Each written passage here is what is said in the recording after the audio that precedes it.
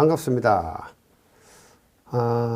지금 제가 주말이 되어서 제가 하고 있는 학원 사무실에서 촬영실에서 촬영하고 있습니다. 평소에는 제가 우리 회원님들한테서 질문이 들어오면 바로 카톡으로 이렇게 손으로 메모를 해서 휴대폰으로 사진을 찍어서 보낸다든가 그런 걸 해드리고 있는데 마침 이제 제가 어제 1월 30일 날 질문을 받았습니다. 어제는 우리 123회 시험 치신 날이죠. 다들 시험 잘 보셨습니까? 다들 합격하시기를 기원드리면서 어떤 질문인가 하면은 제가 성함은 밝히지 않겠습니다. 카톡으로 이런 질문이 왔습니다.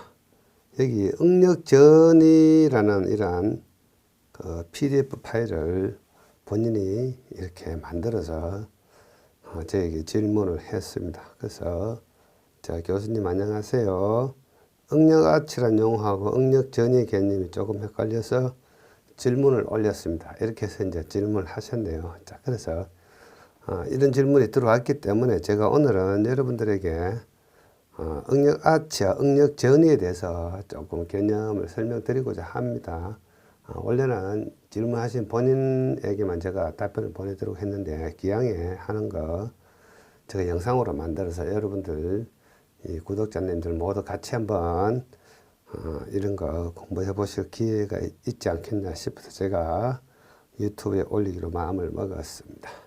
사실 우리가 공부를 하다 보면 용어들이 뭐 헷갈릴 때가 많죠. 물론 이제 제가 권하기는 조금 헷갈리면 그냥 인정하고 그냥 암기하고 가는 것도 뭐 좋은 방법이기도 합니다만 그냥 가려니까 좀 찝찝하죠. 그래서 꼭 알고 싶다 이런 생각이 드시리라고 생각이 듭니다. 자, 그래서 제가 판서를 하면서 이 내용을 여러분들에게 조금 설명을 드리고자 합니다.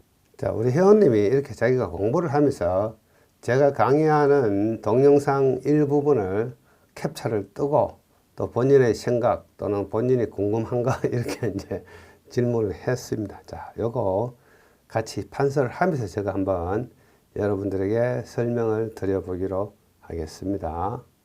자, 우리 회원님이 가장 궁금해 하는 게 이 터널에서 터널의 응력 전이하고 응력 아치 개념 이것이 이제 상당히 궁금해서 질문을 하신 것 같습니다. 그래서 여기서 제가 이 터널에 대한 응력 아치뿐만 아니고 우리가 토목 시공 기술서 공부하시면서 응력 전이하고 응력 아치라는 이야기가 여러 곳에서 많이 나오고 있습니다. 자, 그래서 우리는 그 내용을 한번 제가 여러분들하고 같이 한번 살펴보는 걸로 하겠습니다. 자, 이 시간에 이 모든 것을 다 설명드릴 수는 없고 제가 개략적인 내용만 설명드릴 테니까 나머지 조금 더 진도가 나가는 공부는 여러분들 스스로 해 주시기 바랍니다. 그리고 터널의 이 응력 아치, 응력 전이, 그리고 터널 지중 응력, 이 부분은 사실은 안방공학인데 토지기술사 공부하시는 분들도 상당히 조금 어려워 하시는 파트입니다. 자, 그러면 왜 토목시공기술사에서 왜 이 어려운 터널 이론을 공부를 해야 되느냐? 그것은 제가 이렇게 정의를 내려 드리겠습니다. 자, 우리가 보통 기술사 공부 그러면 주로 암기식으로 많이 하시죠. 만약에 우리가 2교시, 3교시, 4교시 논술 문제가 있는데 논술 문제에서 만약에 2교시 내 문제가 있다면은 자, 평균 60점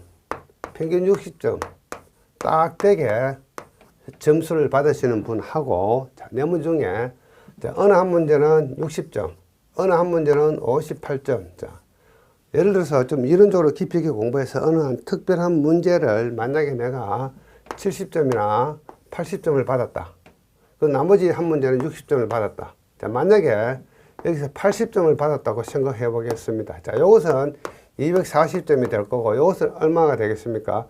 60점하고 80점 하면 140점, 200점, 맞죠? 자, 80점하고 60점 하면 140점, 200점, 그리고 58점.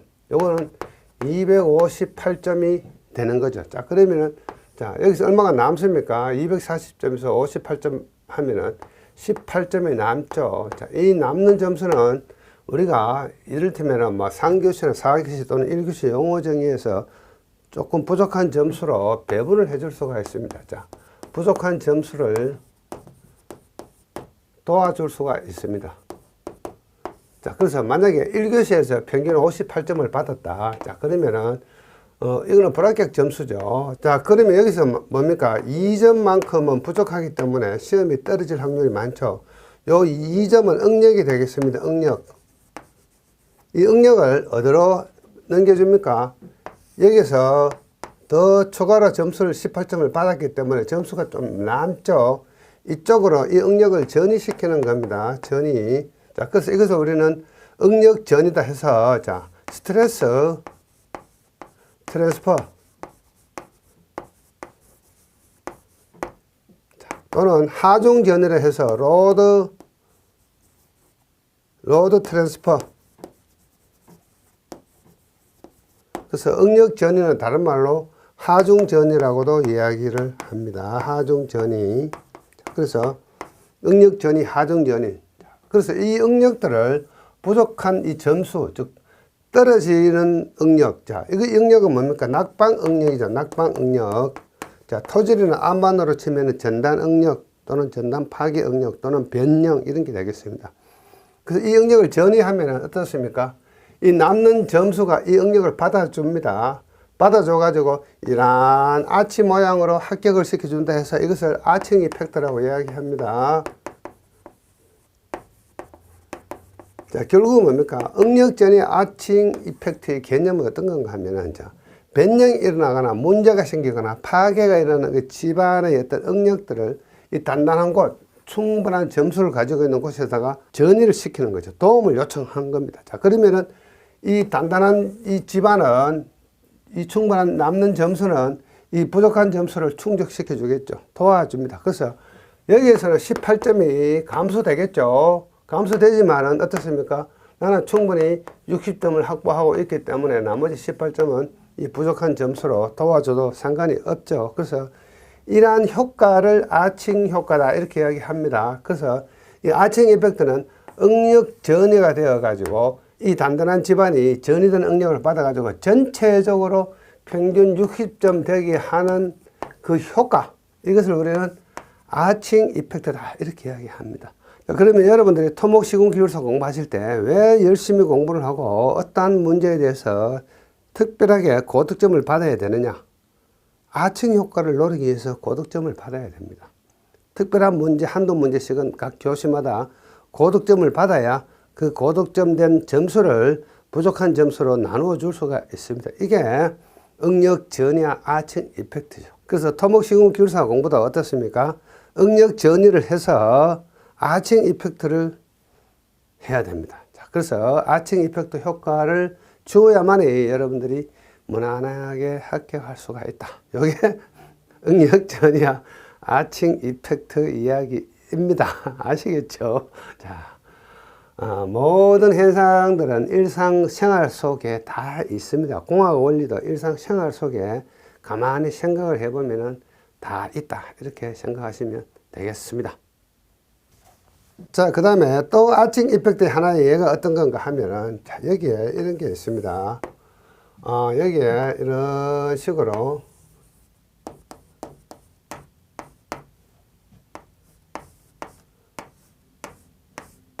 그림 솜씨가 좀 시원찮은데,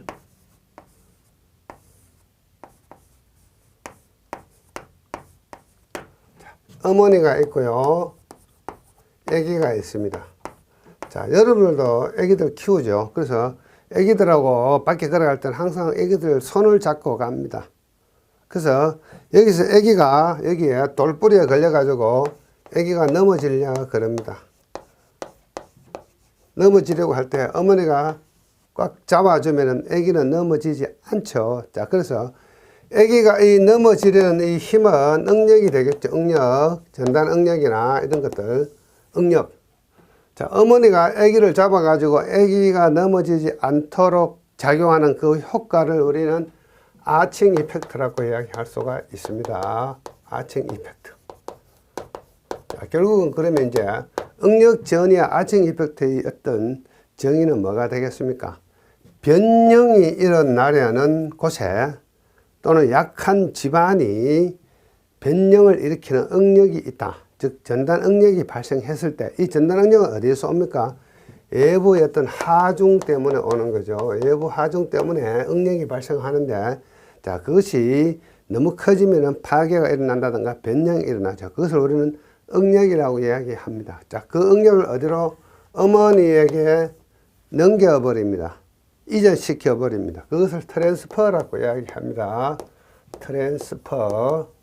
그래서 응력 전이, 하중 전이. 자, 그러면은 어머니는 예를 들어서 100이라는 힘을 가지고 있었는데 아기가 넘어지려는 힘이 5라고 이야기하겠습니다. 그러면 어머니는 100에서 5라는 힘을 뺏겼기 때문에 어머니는 95라는 어떤 힘밖에 가지고 있지 않습니다. 자, 이것은 전단 강도죠. 전단 강도. 자, 그래서 어머니는 5라는 힘을 뺏겼다 하더라도 어머니는 약 한 80% 정도의 어떤 힘만 가지고 있으면 충분히 지탱할 수 있는 체력을 가지고 있다. 그러면 애기한테 5라는 힘을 뺏겨도 상관이 없죠. 자, 그래서 애기는 비록 5밖에 안 되지만 5라는 힘을 받음으로 해서 넘어지지 않는 거죠. 여기에 응력을 전이하고 어머니가 잡아주는 것은 아칭 이펙트다. 이렇게 생각하시면 되겠습니다. 자, 이해되시겠죠?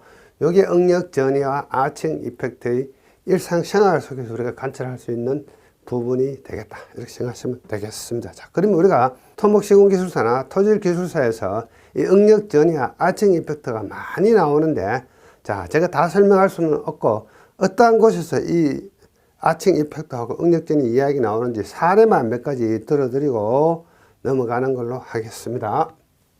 자, 첫 번째로 우리는 흑마기에서 이 응력 전이와 아칭 이펙트 이야기를 우리는 살펴볼 수가 있습니다. 여기에 흑마기라는 게 이런 거죠. 이런 흑마기 토리백이 이렇게 있으면은 여기 버팀이 이렇게 있습니다. 버팀대. 버팀대는 어떻습니까? 이 방향으로 압축력을 도입해서 힘을 주고 있죠. 이 방향으로 밀고 있습니다. 자, 그래서 이렇게 밀었을 때 이 흑마기에는 변이가 이렇게 생길 수가 있습니다. 흑마기 쪽에서는, 자, 앞에서는 이런 변이가 생기고 버팀 쪽에서는 변이가 없고, 이런 식으로 변이가 밑으로 갈수록 버팀을 치지 않는 곳에서는 변이가 커지겠죠. 그래서 이런 식으로 변이가 발생할 수가 있습니다. 요거는 변이에 해당이 되겠죠. 변이. 이런 변이가 발생하면은, 자, 이 흑마기 백체가 없다면은, 자, 우리는 이런 토합을 생각할 수가 있습니다. 자, 이런 식으로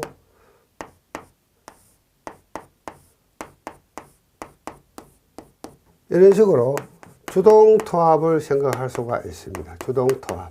자, 그런데 이런 흙을 굴착하기 전에 이 집안은 어떻습니까? 만약에 이렇게 굴착이 되어 있지 않다면은, 이런 상태라면은 이 땅 속에는 이런 크기의 어떤 정지 토합을 받고 있었겠죠. 정지 토합을 이렇게 받고 있었는데, 자, 굴착을 하니까 변이가 발생하면서 이런 주동 토합이 발생을 합니다. 만약에 이 버팀대를 설치하지 않았다면 변이는 어떻게 생기겠습니까? 그냥 변이는 쉽게 얘기해서 이런 식으로 변이가 생기겠죠. 자, 이렇게 변이가 생기는데, 버팀을 침을 해서 이 부분에는 변이가 생기지 않고 나머지 부분에는 변이가 생기더라. 자, 그렇게 되면은 이 토합은 어떻게 변하느냐? 자, 토합은 이런 형태로 변할 수가 있습니다. 자, 토합은 이런 형태로 이렇게 토합이 변화가 일어날 수가 있습니다. 이런 식으로 토합의 분포가 이렇게 빨간색으로 이렇게 나타날 수가 있습니다. 자, 그러면 어떻습니까? 버팀 있는 이 부분에는 어떻습니까? 토합이 크겠죠. 토합이 커지고, 자, 이 부분은 어떻습니까? 토합이 감소합니다. 토합이 감소를 합니다. 자, 그래서 결국은 버팀이 있는 쪽에다가 토합을 다 몰아주죠.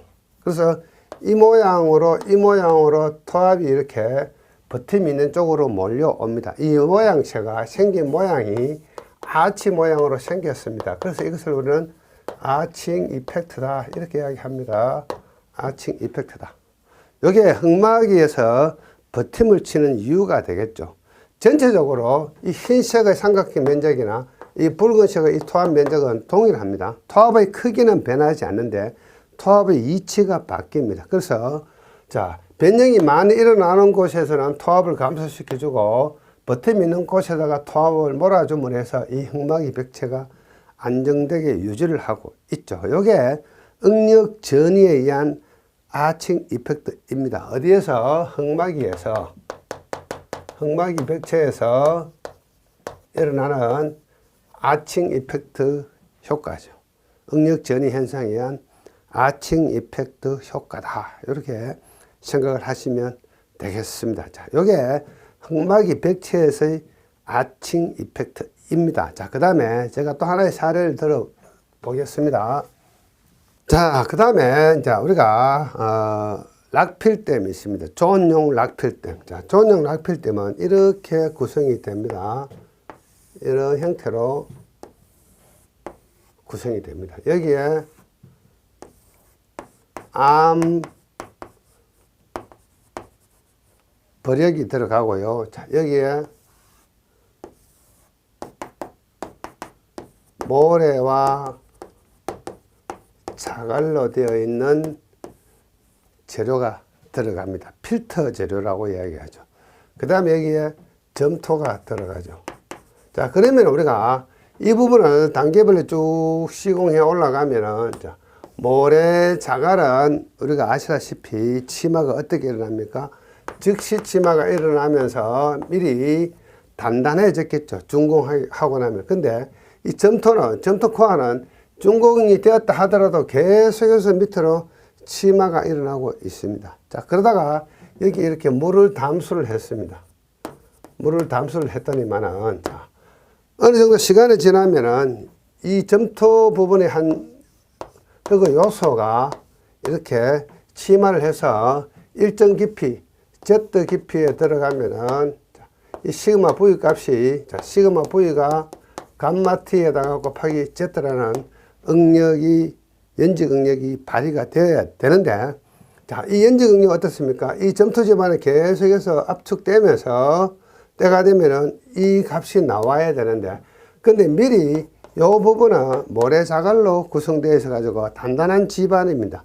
단단한 지반에서는 이렇게, 자, 이것이 치마되지 못하도록 F라는 어떤 마찰력에서 잡아주고 있습니다.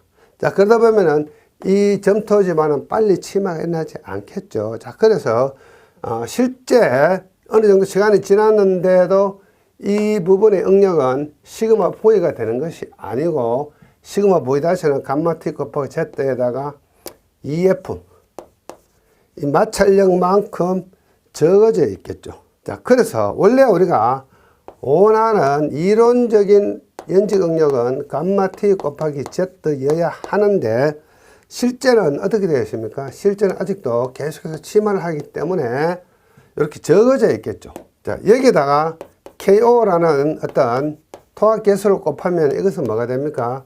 시그마 V 대시가 되고, 이것은 실제,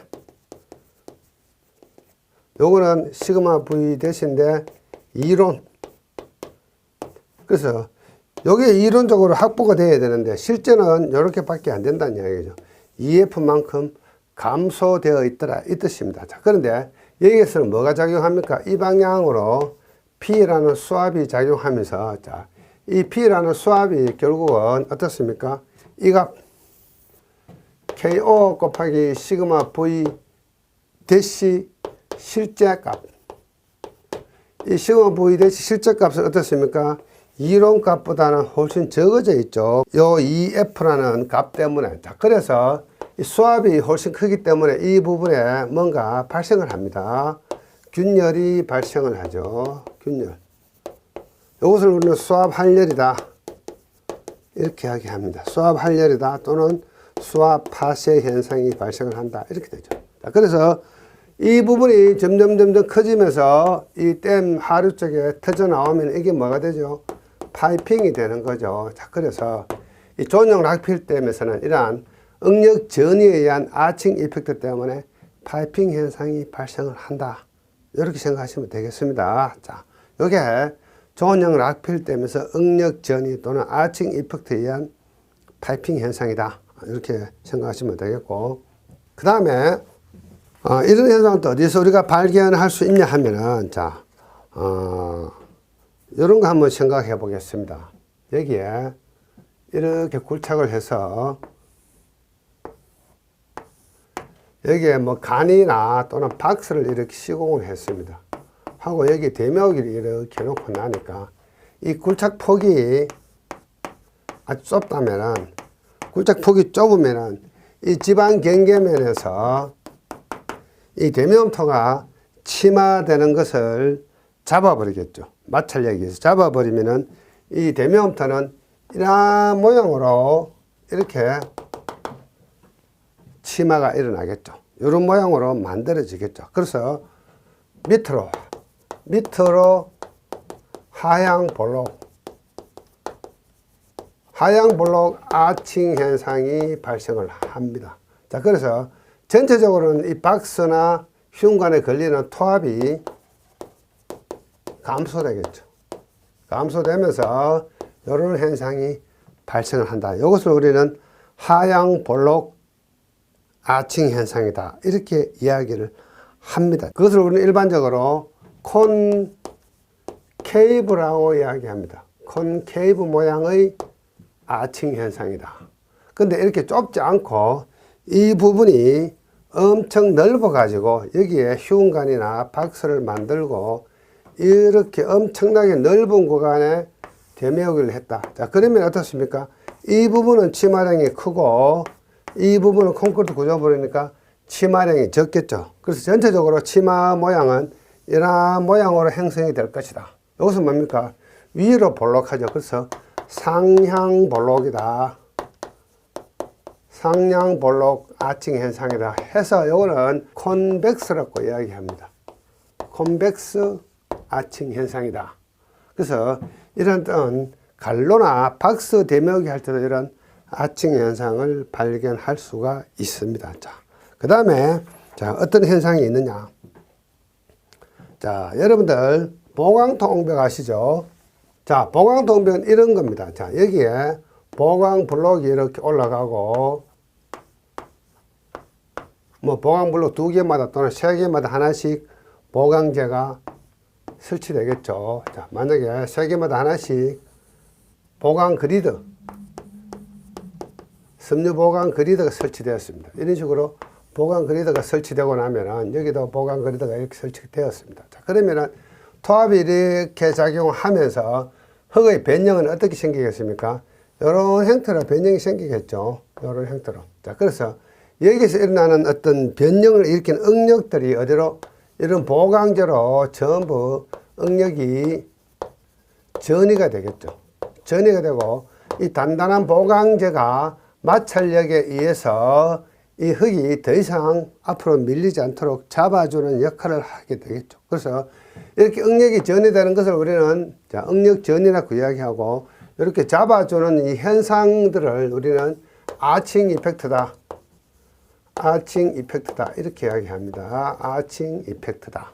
자, 그래서 보강토 옹백의 원리도 결국은 응력 전이에 의한 아칭 이펙트 현상이라고 이야기를 할 수가 있습니다. 자, 그 다음에 우리가 또 이런 걸 볼 수가 있습니다. 자, 우리가 말뚝을 시공을 했습니다. 말뚝을 시공을 하니까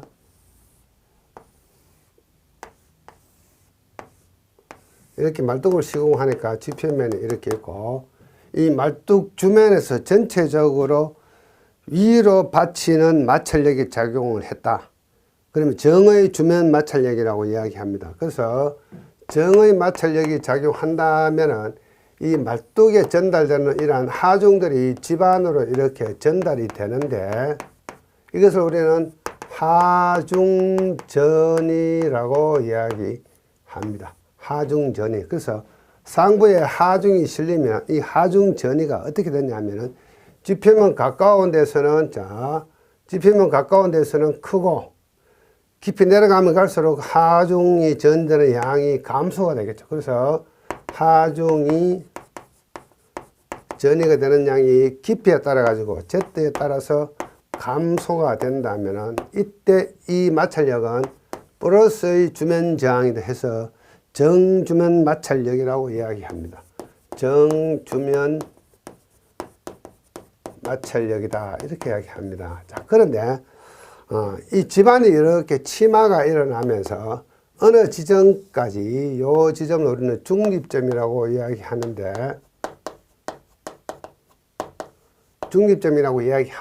자, 중립점까지는 이 하중들이 밑으로 가면서 점점 하중 전이량이 커지고, 자, 다시 이 정의 마찰력 구간으로 가면서 다시 하중 전이량이 감소를 한다. 자, 그러면은 요 상부는 부 마이너스의 주면 저항, 주면 마찰력 해서 부마찰력이라고 이야기합니다.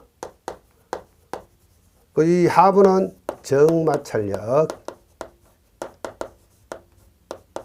이것도 결국 뭡니까? 하중 전이 현상, 응력 전이 현상에 의해서 일어나는 마찰력 분포 현상을 설명을 하고 있다.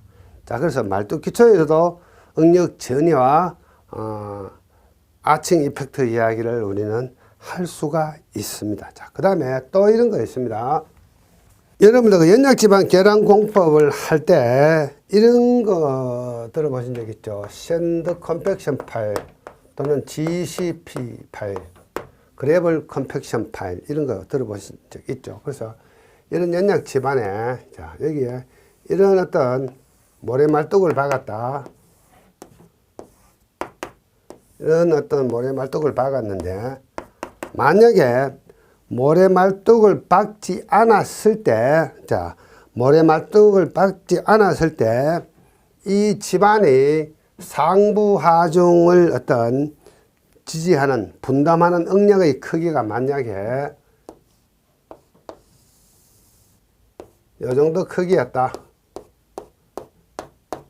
이 정도 크기로 상부 하중을 분담하고 있었다. 자, 상부 하중이 내려오면 이 집안은 이 정도 분포로 분담을 한다. 그래서 이 분담하는 어떤 응력들이 이 집안의 지지력보다 크면은 이 집안은 견디지 못해서 연약 집안이 되겠죠. 자, 그런데 모래말뚝을 박았습니다. 근데 모래말뚝을 박으니까 자, 이번에는 분담하는 응력의 크기가 어떻게 변하느냐 하면은 자, 분담하는 응력의 크기가 이런 식으로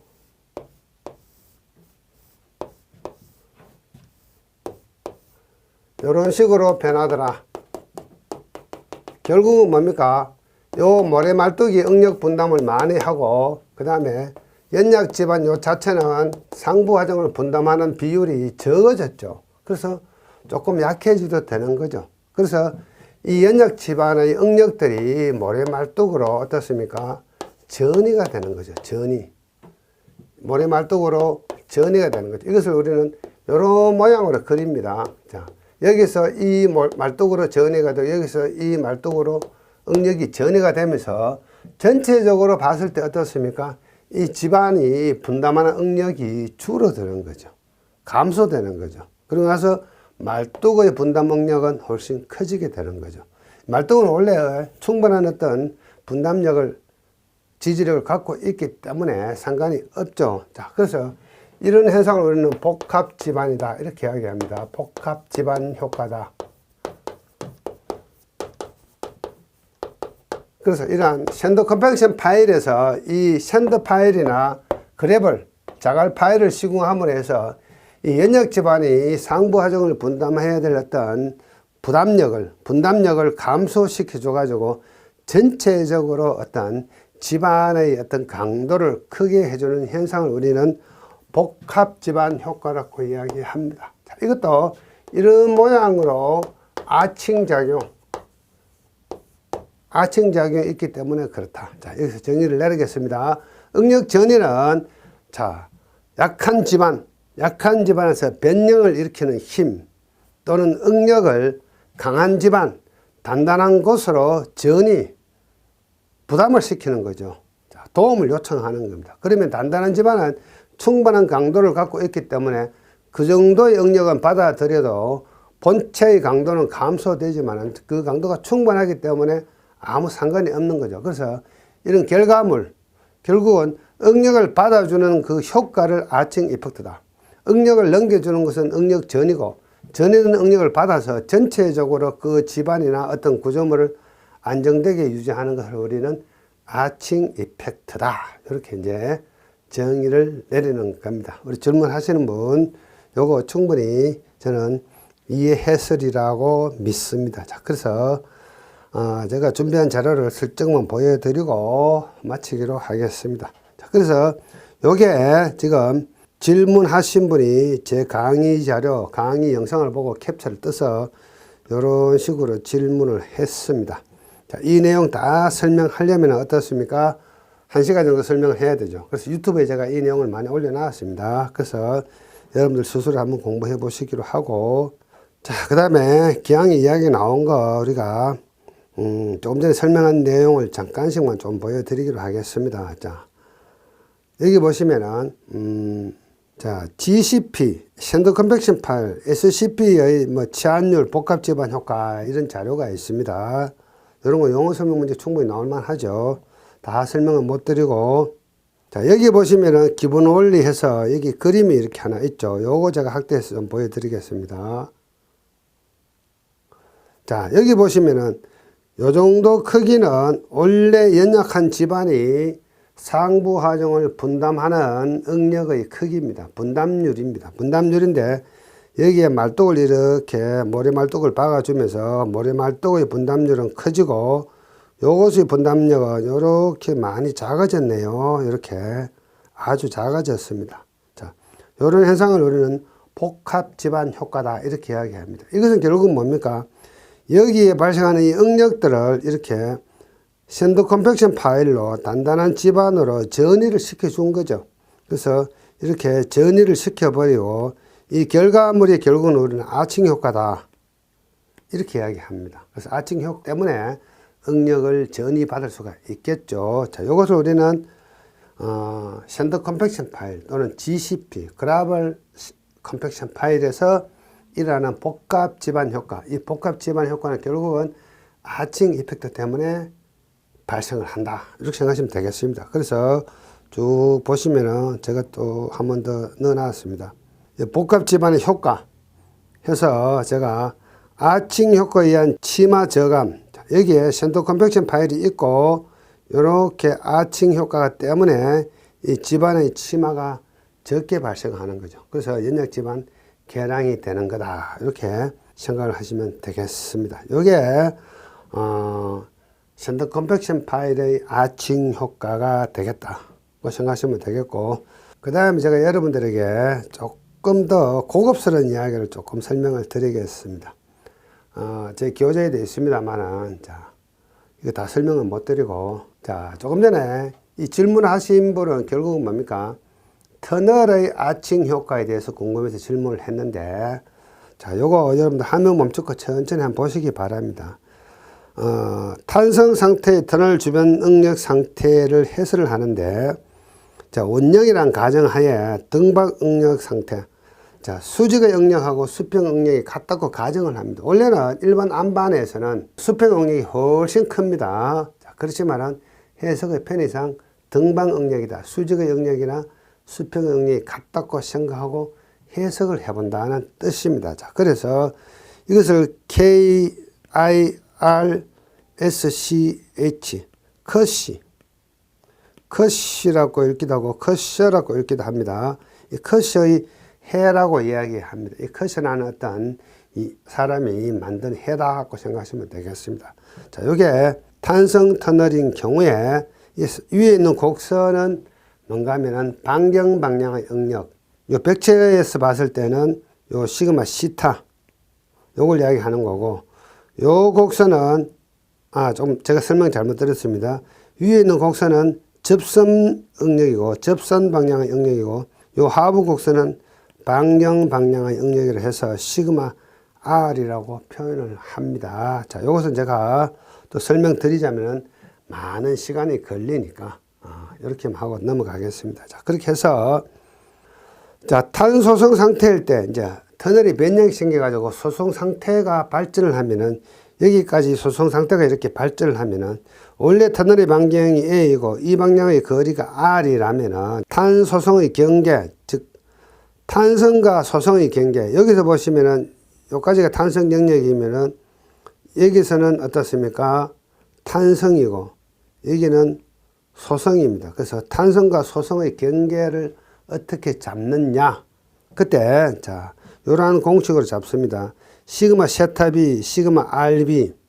자, 시그마 세타 B라는 이야기는 요 탄소성 경계에서 시그마 세타 B는 요걸 이야기하는 거고 시그마 RB는 요걸 이야기하는 겁니다. 자, 그래서 이 값들이 요런 값일 때 이때 시그마 VO는 원래 굴착을 하기 전에 그 집안에서 갖고 있던 원래의 집안의 강도입니다. 원집안의 강도이다. 자, 그 다음에 여기 있는 QU는 뭡니까? 그 암석의 일축, 압축 강도 값을 가지고 자, 원래 집안의 강도 값에다가 2분의 QU 값 된다든가 원래 집안의 강도에다가 마이너스 2분의 QU 값 된다든가 요 정도 될 때, 자, 일반적으로 원집안의 강도분의 암석의 강도, 그것을 원집안 강도비라고 이야기하는데 이것이 2 이상이 되면은 이한 영역이 발생하지 않는다. 이렇게 이제 정의를 내립니다. 이렇게 정의를 내리고, 자, 3번처럼 소속 영역의 응력은 내압 PI와 집안의 일적 압축 강도 QU에 좌우되고 이한 영역 발생 시 즉시 집어제 투입, 즉, 소쿠트나 락볼트나 강집어 시공을 해야 된다. 이런 내용들입니다. 자, 이것은 상당히 좀 어려운 이론들인데, 제가 여기서 이제 권하는 것은 중간 과정이 여러분들이 잘 이해가 안 되면 결과만이라도 좀 암기를 하셔야 됩니다. 자, 그래서 제가 결론을 내어드리면은 이런 결론입니다. 터널에서 응력 전이는 어떤 개념인가 하면은 이런 어떤 집안이 있었는데 우리가 굴착 행위를 하기 전에는 아무 관심이 없습니다. 근데 여기에 이런 터널을 딱 굴착을 하니까 어떻습니까?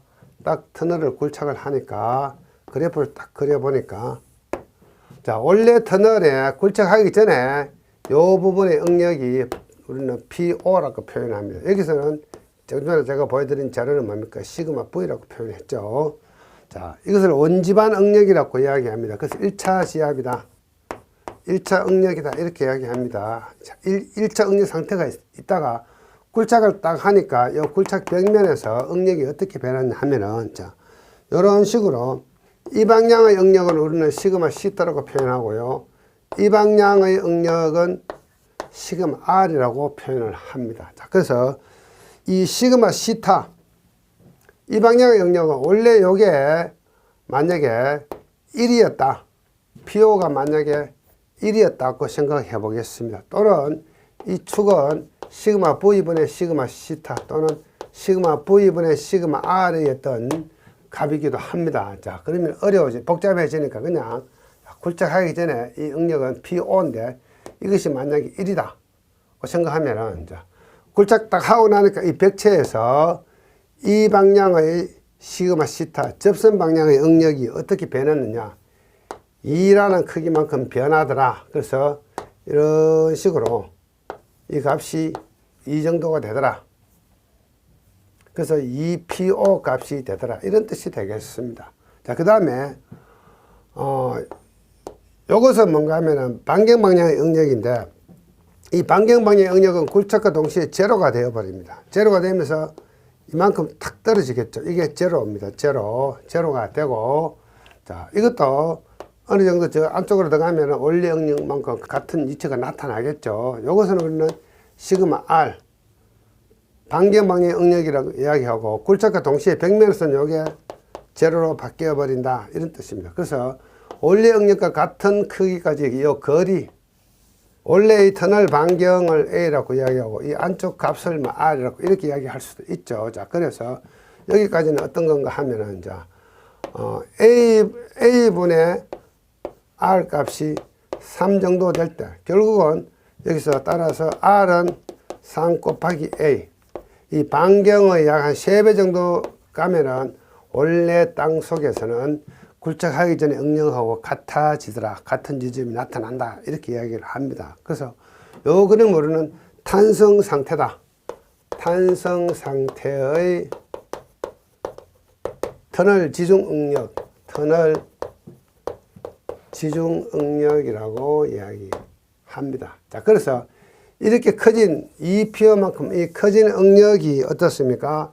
이 주변 안반의 크기보다도 크면은 이 터널은 불안정해지고 적으면은 터널은 안정해진다. 이런 뜻이 되겠습니다. 자, 그래서 자, 우리 교재에 보시면은 탄소성의 경계 시그마 C탑이 만약에 이만큼 어떤 탄소성이 생겼다. 그러면은 요 부분은 탄성이고 요 부분은 소성인데 요 경계에서 요 값의 크기는 자, 시그마 C탑 B는 자, 제가 드린 자료에 의하면은 원래 시그마 VO 자, 여기서는 제가 PO로 말씀을 드렸죠. 여기에다가 2분의 1 곱하기 이 주변 암석의 일축 압축 강도 QU 값 요 정도 되면은 탄성이다. 그래서 이한 영역이 발생하지 않는다. 요 정도 값보다 크면은 이한 영역이 발생하지 않는다. 이런 뜻입니다. 자, 그래서 요 값도 여러분들이 조금 암기를 해 놓으시면 좋을 것 같네요. 그래서 이 이야기는 뭔가 하면 이 주변 암반의 강도가 원지반의 강도에다가 2분의 1 QU 값만큼 더한 값보다 커지면은 이 부분은 계속해서 탄성 상태를 유지하고 더 이상 이한 영역이 발생하지 않는다. 자, 이런 어떤 숫자적인 건 어려우니까 그냥 여러분들 단순하게 자, 커진 이 PO의 크기가 주변 암반의 강도보다 크면 불안정하고 주변 암반의 강도가